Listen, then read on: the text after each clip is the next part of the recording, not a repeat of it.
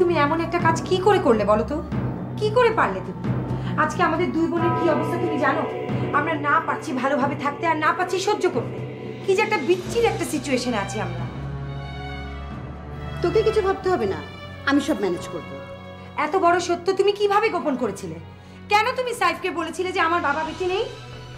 আরে তোরা তো এটা জেনেই বিয়ে করেছিস, এখন সব দোষ আমাকে দিচ্ছিস কেন?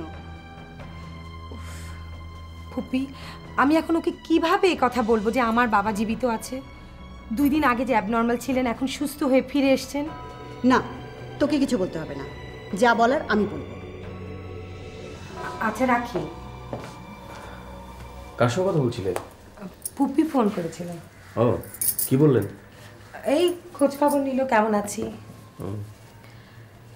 শোনো, তোমাকে একটা কথা বলবো। হ্যাঁ বলো, কিন্তু এখন না। আমি ফ্রেশ হয়ে নেই, ডিনার করবো, টিভি দেখতে দেখতে শুনবো, ওকে?